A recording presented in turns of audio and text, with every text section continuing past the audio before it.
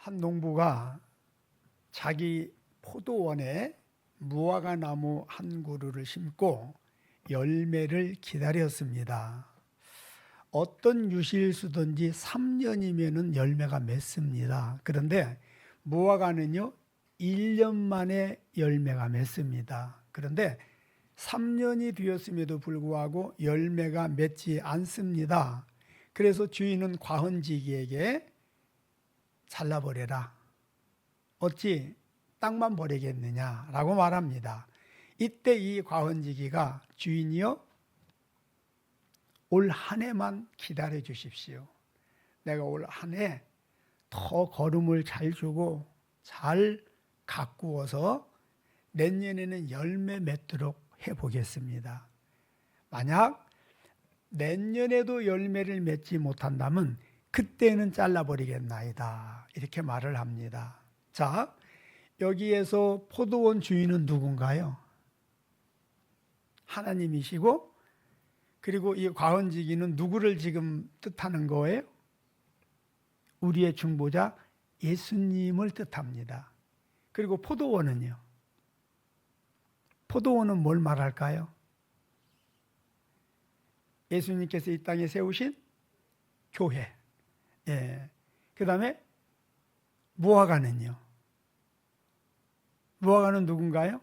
바로 저와 여러분들입니다. 3년이 되었으면 분명히 열매를 맺어야 돼요. 물론 열매의 양에 차이는 있을 수 있어요. 그러나 기본적으로 3년이 되었으면 반드시 열매를 맺어야 돼요. 근데 왜 열매를 맺지 못했을까요? 예수 믿는 우리가 열매를 맺어야 되는데 왜 열매를 맺지 못할까요? 여러분, 하나님께서 우리를 구원하시고 이 교회에 이렇게 불러 모아 주셔서 이곳에서 하나님의 말씀 속에서 우리를 가르치시고 훈련하시는 것은 열매 맺게 하기 위한 것입니다. 자, 그럼에도 불구하고 왜 우리의 신앙생활 속에 열매가 맺지 못하는 것일까요? 여러분, 다시 말씀드립니다마는 우리는 반드시 열매를 맺어야 됩니다. 왜? 그것을 위하여 부름을 받았기 때문에. 그리고 열매 맺는 것이 신앙의 본질일 수 있기 때문에 그렇습니다. 따라서 이 시간에는 이 열매와 관련된 성경 구절을 좀 찾아보고 열매가 무엇인지, 왜 맺지 못하는지, 어떻게 해야 열매를 맺을 수 있는지에 대하여 말씀을 드림으로 은혜를 함께 나누고자 합니다. 먼저 이사야 5장 3절 6절을 한번 보십시다.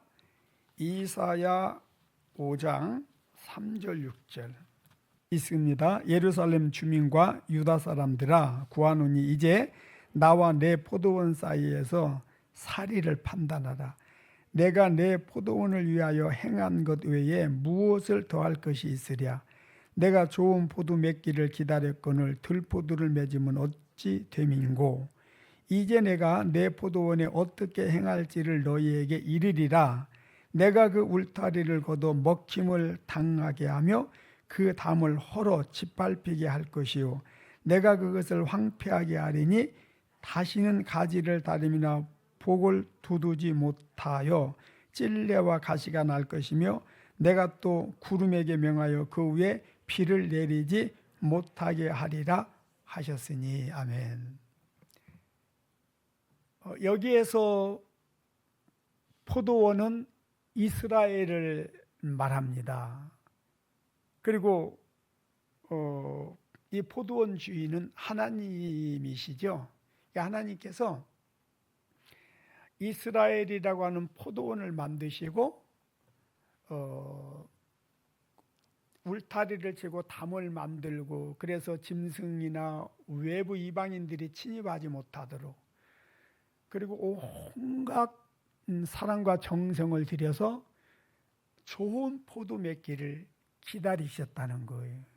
그런데 아무리 시간이 지나도 좋은 포도가 맺히지 않는 거예요. 그리고 포도를 맺기는 맺었는데 보니까 이게 상품으로는 쓸모가 없는 들포도를 맺었다는 거예요. 그래서 거기에 대해서 분노하신 하나님께서 그 울타리를 걷어버리고, 무슨 울타리예요? 보호의 울타리. 예.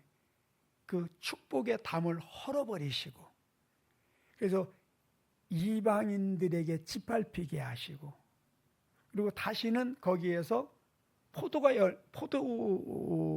열매가 맺히지 못하도록 그렇게 하셨다라고 하는 것을 지금 말씀하고 있습니다. 특별히 이방인들에게 먹힘을 당하게 하시고 짓밟히게 하시고, 그래서 그 땅이, 그 포도원이 황폐하게 하시고, 또 더 이상 하나님이 돌보시지 않습니다. 그리고 비도 내리지 못하도록 막으셨다는 거예요. 그래서 황폐하게 되어졌다라고 하는 것을 지금 말씀하고 있습니다. 자, 그 다음에 요한복음 15장을 한번 보십시다. 요한복음 15장 2절, 물은 내게 붙어있어 열매를 맺지 아니하는 가지는 아버지께서 그것을 뭐 하시고 제거해 버리신다, 이렇게 말씀하고 있습니다. 자, 그 다음에 6절 보실까요? 사람이 내 안에 거하지 아니하면 가지처럼 밖에 버려져 마르나니 사람들이 그것을 모아다가 불에 던져 살라버린다 그랬습니다. 자, 열매 맺지 못하는 가지는 하나님께서 어떻게 하신다고요? 잘라내 버리신다는 거예요. 그리고 사람들은 그것을 모아다가 불에 던져버린다, 이렇게 말씀하고 있습니다. 그 다음에 마태복음 7장 19절 보십시다. 마태복음 7장 19절, 15절부터 이제 열매에 대한 말씀을 쭉 하시면서 19절에는 아름다운 열매를 맺지 아니하는 나무마다 찍혀 불에 던져질 것이다, 이렇게 말씀하고 있습니다. 그 다음에 갈라디아서 5장 21절을 봅시다. 갈라디아서 5장 21절. 자, 여기 지금 이제 육신의 일과 성령의 일, 육체의 열매와 성령의 열매에 대해서 이제 이렇게 말씀을 쭉 하시는 중에 투기와 술 취함과 방탕함과 또 그와 같은 것들이라, 이게 뭘 말해요? 육체의 열매죠. 육신적으로 사는 삶에서 맺히는 열매죠.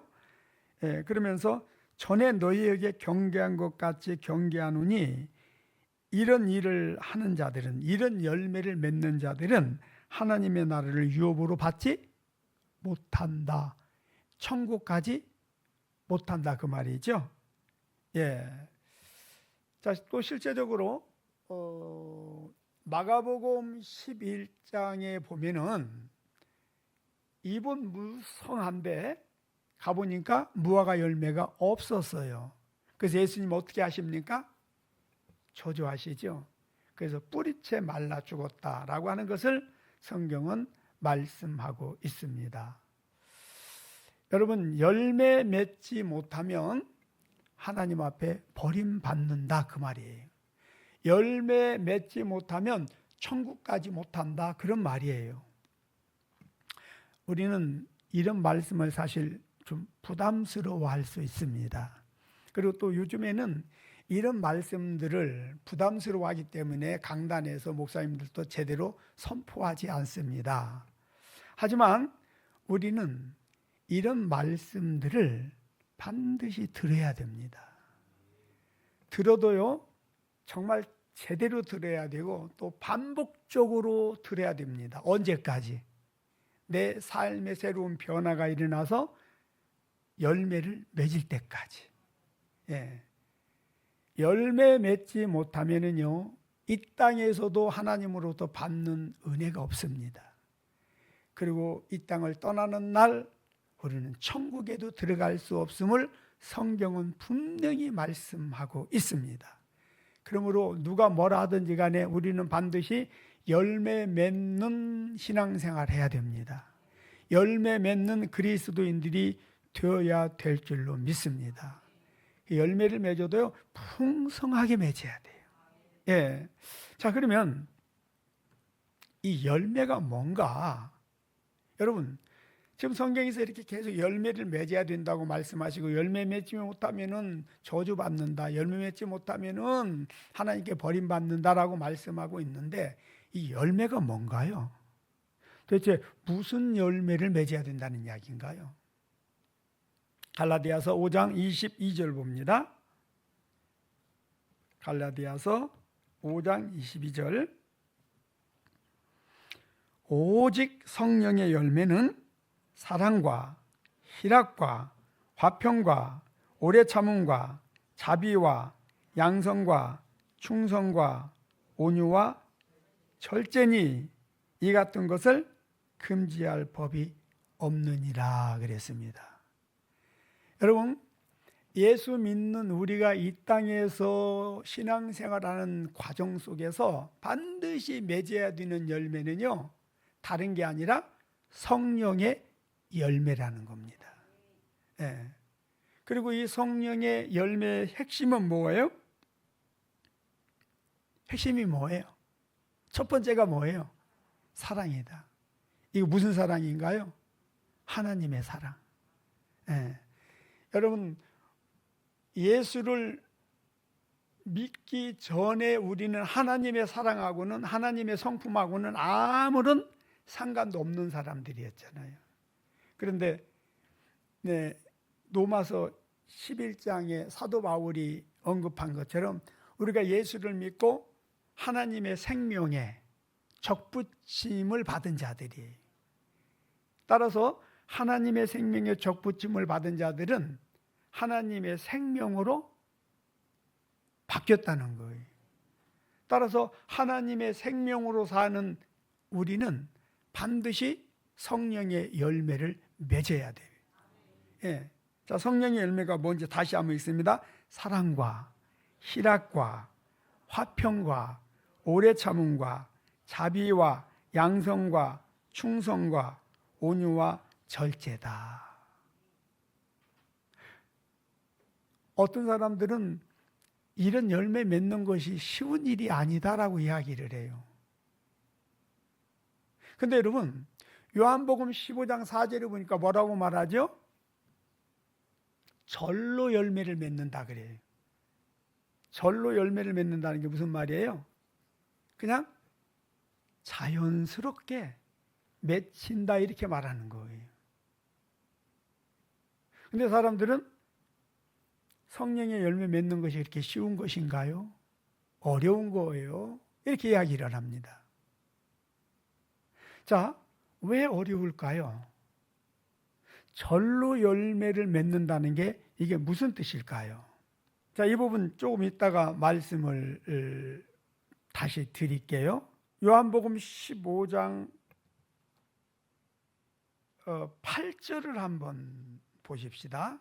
성령의 열매를 맺어야 되는데 왜 열매를 맺지 못하는지, 요한복음 15장으로 다시 한번 가봅시다. 먼저 2절을 봅시다. 물은 내게 붙어 있어 열매를 맺지 아니하는 가지는 그랬어요. 여러분, 우리가 열매를 맺지 못하는 이유는 2절에서 보면은 예수님께 뭐 했기 때문에? 붙어 있지 않기 때문에. 예수님께 붙어 있는다고 하는 건 무슨 말이에요? 예수님을 믿지 않기 때문에. 그죠? 예. 그 다음에 4절도 보십시다. 내 안에 거하라 나도 너희 안에 거하리라. 가지가 포도나무에 붙어 있지 아니하면 스스로 열매를 맺을 수 없음 같이 너희도 내 안에 있지 아니하면 열매를 맺을 수 없다. 이렇게 말합니다. 여러분, 가지가 열매를 맺으려면 기본적으로 어떻게 해야 돼요? 포도나무에 붙어 있어야 돼요. 예. 그러니까 우리가 열매를 맺지 못한다는 것은 포도나무에 붙어 있지 않다는 얘기잖아요.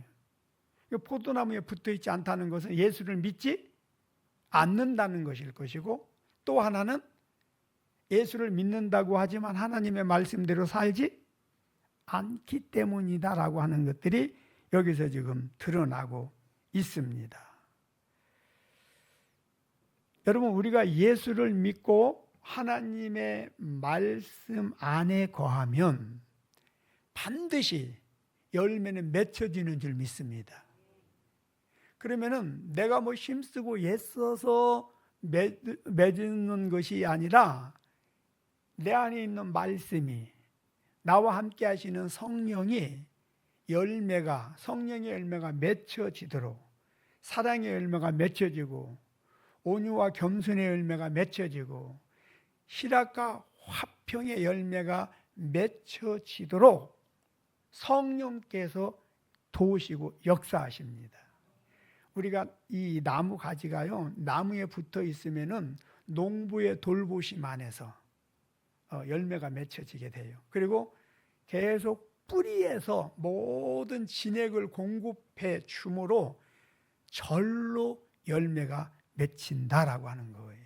우리가 열매를 또 맺어야 되는 이유를 여기서 말씀하고 있는데요, 3가지입니다. 먼저는 8절 보실래요? 너희가 열매를 많이 맺으면 아버지께서 뭘 받으셔요? 영광을 받으신다. 우리 하나님의 영광을 자꾸 이야기를 하는데, 무엇이 하나님께 영광을 돌리는 거예요? 풍성한 열매를 많이 맺는 것이, 성령의 열매가 우리 삶에 많이 맺히는 것이, 다시 말씀드리면 하나님의 사랑을 실천하고 하나님의 말씀에 순종하며 하나님의 이름을 높여드리는 삶을 살 때 하나님이 영광을 받으신다는 거예요. 그리고 우리가 하나님의 자녀가 되고 하나님의 제자가 된다, 이렇게 말합니다. 자, 그 다음에 두 번째는 7절에 너희가 내 안에 거하고 내 말이 너희 안에 거하면, 즉 성령의 열매를 많이 맺으면 그 말이에요, 무엇이든지 너희가 원하는 대로 구하라. 그리하면 뭐하리라? 이루어지리라. 근데 여러분 보세요. 농부가 유실수를 심고 정성을 들여서 거름을 주고 가꾸는 이유가 뭐예요? 열매를 얻기 위해서. 그래서 풍성한 열매를 내어주는 그 나무에 대해서는 농부가 어떻게 하겠어요? 얼마나 기뻐하며 귀하게 여기겠어요? 그래서 더 정성을 들여서 가꾸지 않겠습니까? 저도 유황원에 유실수 나무를 수십 그루를 심어놨는데 지금 몇 번 또 약도 주고 막 거름도 주고 조금이라도 물이 부족할 것 같으면 물도 주고 가꿉니다. 왜요? 열매를 맺기 때문에. 근데 열매 맺지 못하는 가지는요, 오히려 열매 맺는 가지를 방해하더라고요. 그러니까 어떻게 해요? 그래서 여러분, 이 가선 농사하시는 분들이 매년마다 전지를 해주는 거예요. 하나님께서도요, 우리가 예수 안에서 성령의 열매를 맺으면은, 여기 말씀도 그랬잖아요. 더 좋은 열매를 풍성히 맺을 수 있도록 하나님이 은혜를 더하세요. 그리고 우리 삶 속에 열매 맺지 못하는 어떤 방해되는 요소가 있다면은 그런 것들을 하나님은 다 막아주신다는 거예요. 정말 여러분들이 하나님의 사랑을 실천하며 복음 전하고 영혼 구원하기를 원하는데 어떤 육신의 연약함으로 그게 안 된다면 하나님이 건강 회복시켜 주실 줄 믿습니다. 재정적으로 어려움이 있다면 마음껏 복음 전하고 선교할 수 있도록 하나님이 재정도 축복해 주실 줄로 믿습니다. 문제는 우리가 그런 열매를 맺지 못한다는 거예요. 그리고 더 문제가 되는 것은 성령의 열매를 맺고자 하는, 하나님의 사랑을 실천하고자 하는 그런 의지조차도 너무 부족하다는 거예요. 혹시 이게 지금 나에게 해당되는 것이라고 한다면 우리 생각을 바꿔야 됩니다. 자, 그 다음에 11절 한번 더 볼까요? 내가 이것을 너희에게 이름은 내 기쁨이 너희 안에 있어 너희 기쁨을 충만하게 하려 함이니라. 여러분, 예수님께서는 내가 너희에게 기쁨을 주리니, 내가 너희에게 평안을 주리니, 내가 너희에게 주는 기쁨과 평안은 세상이 주는 것과 비교할 수 없도다 그랬습니다. 예수 믿는 우리들은 세상의 그 어떤 사람들보다도 더 기쁨이 충만하고 감사가 충만해야 돼. 평안이 있어야 돼. 그런데 어떻습니까, 여러분? 마음에 기쁨이 있으신가요? 평안이 있으세요? 감사해요. 있어서 감사해요. 근데 요즘 많은 그리스도인들이 기쁨이 없어요. 감사가 없고요, 평안이 없어요. 예. 우리 교회에서도 보면은 분명히 갈려요. 마음의 기쁨과 감사와 평안이 있는 자가 있고 없는 자가 있고, 벌써 찬양할 때도 다르고, 예배당에 예배하러 나올 때 모습도 다르고, 또 와서 봉사하는 모습도 전혀 달라요. 우리 마음속에 하나님 사랑하는 마음이 충만하기를 바랍니다. 또 하나님께서 주시는 그 기쁨, 평안, 감사가 넘쳐나게 되시기를 예수님의 이름으로 축복합니다. 자, 그러면 왜 열매를 맺지 못할까요? 예수를 믿으면은 예수 안에서 반드시 열매가 절로 맺어져야 된다 라고 하는 걸 말씀하고 있고, 또 갈라디아 5장 23절에서도요 이 열매 맺는 것을 방해할 것이 아무것도 없다는 거예요. 이 예수를 믿는 자들의 삶 속에 이 성령의 열매가 맺혀지는 것을 방해할 법 자체가 없다는 거예요. 즉 아무것도 방해할 수 없다라고 하는 거예요. 그런데 그럼에도 불구하고 오늘 우리들의 삶 속에 이 열매가 맺히지 않는, 성령의 열매가 맺히지 않는 이유가 도대체 뭘까요? 요한복음 15장을 자세히 좀 보시기 바랍니다. 뭐 하기 때문에?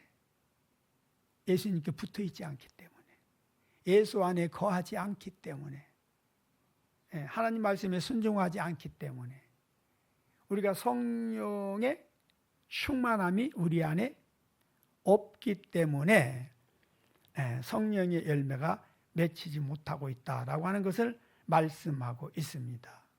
또 그런가 하면은요, 우리가 예수를 믿어도요 영적으로 성장하지 않으면 열매 맺지 못합니다. 여러분, 아무리 좋은 유실수라 하더라도요 성장하지 않으면 열매가 맺지 않습니다. 그리고요 성장하기 전에 열매가 맺으면은요 성장에 방해가 되기 때문에 2년 만에 열리는 열매 같은 것이 혹시 있으면 다 따버립니다. 그리고 3년 만에 열리는 열매도요 될 수 있으면 다 따버립니다. 그래야만이 나무가 튼튼하게 자라기 때문에 그렇습니다. 예수를 믿고 교회에 열심히 다니는 것과 여러분 우리가 말씀 안에서 영적으로 성장하는 것은요 전혀 다른 차원입니다. 지금 이 시대의 교회의 문제가 뭐냐면, 교회는 수십 년씩 열심히 다니는데 영적으로 성장하지 못한다는 거예요. 영적 성장이 무언지를 모르는 거예요. 그래서 그냥 육신의 생각을 가지고 자신의 어떤 그냥 그 성품, 습관, 생각을 가지고 열심히 교회 다니면서 봉사하는 거예요. 예배 참여하는 거예요. 그런데 영적으로 성장하는 것이 무엇인지를 몰라요. 그래서 성령으로 행하는 것이 무엇인지를 모른다는 거예요. 여러분, 영적으로 성장해야만이 성령의 열매가 맺힙니다. 영적으로 성장해야만이 하나님의 사랑이 뭔지를 안다니까요. 예.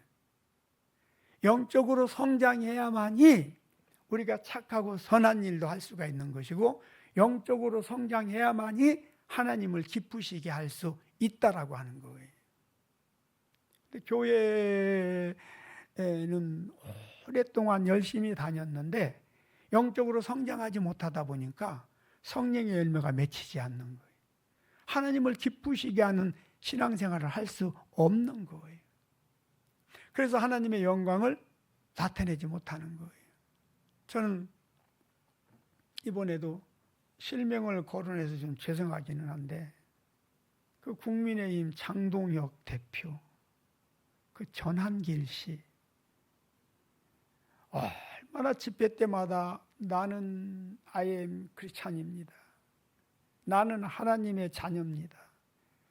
그리고 뭐 교회 간증도 다니고, 그 얼마나 하나님의 이름을 막 이렇게 앞세워서 그러고 다녔습니까? 그런데 지금 모든 언론사에서 모든 언론 평론가들이 막 전문가들이 당에서도 책임을 지고 물러나야 된다. 조국은 떨어지자마자 바로 사퇴하더라고요.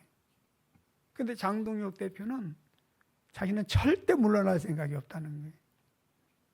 자기 잘못을 전혀 인정하지 않아요. 하여튼 뭐 정광훈 목사로부터 시작해서 그런 모습들을 보면서, 그러면 저게요, 영이 뭐고 육이 모르기 때문에 그렇다라고 생각이 되어집니다. 영적으로 성장하지 못했기 때문에 저 나타나는 현상들이라고 생각을 합니다. 근데 여러분, 교회 안에 이런 모습들이요, 그냥 만연해져 있어요. 그러니까 이게 교회가 교회인지 세상인지 이제 구분이 안 되어지는, 여러분, 예수 믿는다는 것은 세상과 구별되는 거거든요. 교회는 세상하고 완전히 구별되는 단체란 말이에요. 근데 이제 구별이 안 되는 거예요. 오히려 세상이 교회를 책망하고 심판하는 이제 그런 상황이 되어져 버렸습니다. 여러분, 이게요, 교회가 영적으로 성장하지 못했기 때문에 나타나는 현상이라고 할 수가 있습니다. 자, 예수님께서 입이 무성하지만 열매가 없는 무화과 나무를 저주하셨습니다. 그래서 말라 죽었어요. 여러분, 중요한 거 하나 말씀을 드릴게요. 우리가 교회를 열심히 다니는데, 그래서 교회에서 봉사도 뭐 잘하고 뭐 이거저거 잘하는데, 그럼에도 불구하고 성령의 열매를 맺지 못하는 그리스도인들이 한국 교회 안에 너무너무 많습니다. 그리고 이 열매는요, 교회 안에서 드러나는 것이 아니라 세상 속에서 드러나는 거예요. 여러분 보세요. 이 나뭇잎은, 자, 무화과 나무 비유로 말씀드릴게요. 무화과 나무 잎은 나무 자신을 위한 거예요? 아니면 뭐 타인을 위한 거예요? 이 잎은 나무 자신을 위한 거예요. 자신을 아름답게 하고 자신의 생존을 위해서 잎이 필요하지요. 근데 열매는 누구를 위한 건가요? 나무 자신을 위한 거예요? 타인을 위한 거예요? 왜 예수님께서 잎만 무성하고 열매 없는 무화과를 저주했는지를 우리는 생각해야 돼요. 여러분, 영적으로 성장 성숙하여 성령의 열매를 맺어야만이 하나님을 기쁘시게 하고 하나님께 영광을 돌리고 타인에게 유익을 줍니다. 그래서 그 영혼들을 예수 믿게 해서 구원으로 인도할 수 있는 거예요.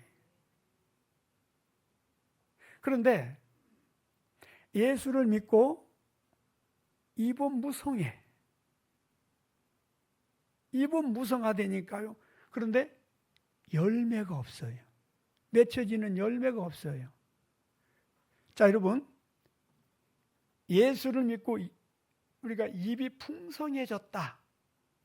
이건 뭘 의미할까요? 예수 믿고 입이 풍성해졌다고 하는 것은 하나님의 은혜와 축복을 받았다는 거예요, 못 받았다는 거예요? 받았다는 거예요. 그래서요, 어떤 사람은 지식적으로 풍성해지고, 무성해지고, 물질적으로 무성해지고, 외적으로 아무튼 하나님의 은혜와 복을 받아서 무성해요. 육신적인 관점으로 볼 때는. 근데 영적으로 보니까 성령의 열매가 없는 거예요. 하나님께 영광 돌리는 삶이 없어요. 하나님을 기쁘시게 하는 삶이 없어요. 본을 보이는 삶이 없어요. 복음을 전하고 선교를 통해서 영혼들을 구원하는, 그래서 하나님의 나라를 위해서 사는 삶의 내용이 없다는 거예요. 여러분, 이런 자들을 일컬어서 입만 무성한 열매 없는 무화과 나무와 같은 자다, 이렇게 표현할 수 있어요. 그래서 예수님이 열매 없는 무화과 나무를 저주했다는 거예요. 자, 그렇다고 할 때 저와 여러분들은 잎만 무성한 무화과 나무입니까? 열매가 풍성한 무화과 나무입니까? 여기에 대해서 우리는 할 말이 없다는 거예요. 여기에 대해서 우리가 할 말이 있어야 될 줄로 믿습니다. 여기에 대해서 자신에게 우리는 열매가 풍성한 무화과 나무입니다 라고 대답할 수 있어야 된다는 거예요. 아무튼 하나님은 과거를 묻지 않습니다. 저도 여러분의 과거를 묻지 않습니다. 이전까지 보면은 열매는 없고 잎만 무성했어. 그러니까 잎만 무성하다는 것은 외적으로 육신적으로 자신만을 위해서 사는 삶을 말합니다. 그리고 신앙도, 여러분, 신앙이라고 하는 것은요, 나를 위해서 사는 건 아니거든요. 예수님이 말씀하셨어요. 나는 썩어지는 한 알의 미랄로서 이 땅에 왔다. 그리고 예수님이 실제로 그 썩어지는 희생을 통해서 많은 열매를 맺었잖아요. 여러분, 그게 우리 그리스도인의 삶입니다. 그리고 우리가 그렇게 열매를 맺을 때에 하나님은 우리를 귀하게 여기시고 우리에게 은혜를 더하여 주시는 거예요. 근데 우리는 은혜를 받기만 했어요. 축복을 받기만 했어요. 그리고 그것을 나만을 위해서 누리면서 나만을 위해서 살았어요. 흘려보내지 못했어요. 그 사랑을 나누지 못했어요. 이건 분명히 잘못된 삶입니다. 그래서 여러분, 우리가 오늘 이 시간을 기점으로 해서 다시 한번 새로운 변화가 있어야 되고 우리 마음에 새로운 결단이 있어야 될 줄로 믿습니다. 예. 신앙의 본질이라고 하는 것은 내가 예수 믿고 복을 받아서 나만 누리면서 나만 잘 먹고 잘 사는, 그게 아니에요. 그거는 잎만 무성한 무화과 나무예요. 반드시 하나님 앞에 버림받게 돼 있어요. 신앙의 본질은 하나님의 사랑을 실천하는 겁니다. 예. 하나님을 사랑하며 하나님을 기쁘시게 하며 하나님께 영광 돌리며 그 사랑을 실천함으로 영혼들을 구원하는 것입니다. 여러분, 이러한 사고에 변화가 확실하게 좀 일어나기를 바랍니다. 자, 이것과 관련해서 한 가지 말씀을 드릴 테니까 한번 생각해 보셔요. 베드로 사도와 야고보 사도가 똑같이 감옥에 갇혔잖아요. 그런데 베드로 사도를 위해서 교회 소모에서 열심히 기도할 때 하나님께서 그 밤에 무슨 일을 하셨어요? 천사를 보내서 그 감옥의 옥문을 열고 건져주셨어요. 구원해 주셨어요. 그런데 야고보 사도는 건짐을 받지 못했어요. 구원받지 못했어요. 그래서 목 목배임을 당하고 죽었어요. 여러분, 누가 불쌍한 겁니까? 누가 더 안 됐습니까? 중보기도를 통해서 그 다음날 사형을 당해야 되는데 죽지 않고 살아난 베드로가 안 됐고 불쌍한 겁니까? 그 다음날 목배임을 당하고 죽은 야고보가 불쌍하고 안 된 것입니까? 눈치 보지 마시고 그냥 여러분의 생각을 한번 말씀해 보시라고요. 예, 그 야고보가 더 불쌍하고 안 됐죠? 근데 여러분 이제 이 다음에 분명히 그럴 거예요. 천국에 가면은 야고보 사도가 베드로 사도를 향해서 참 그동안 수고 많았다. 얼마나 힘들었느냐. 고생 많이 했다라고 위로할 거예요. 무슨 말인지 이해되십니까? 우리는 죽은 사람을 향해서 막 아이고 불쌍해서 어떻게 아이고 불쌍해서 어떻게 그러는데 여러분 죽은 사람이 불쌍한 것이 아니라 산 사람이 불쌍한 거예요. 그래요 안 그래요? 무슨 말이냐면 여러분 신앙의 본질은요. 이 땅에서 우리가 이렇게 살아가는 이유는 사실 광야를 걸어가는 광야의 삶이에요. 그래서 힘들고 고생스러운 거예요. 그러나 우리가 하나님을 예비하고 복음을 전해야 되는 사명이 있기 때문에 그래도 굴하지 않고 끝까지 이 삶을 살아내는 겁니다. 하지만 우리가 사도 바울이 그랬잖아요. 내가 진실로 원하는 것은 뭐라고요? 단 하루라도 빨리 이 세상을 떠나서 천국에서 예수님과 함께 사는 것이다. 그러니까 천국을 가서 보고 오니까 이 땅에서 살 마음이 생기겠어요? 안 생기겠어요?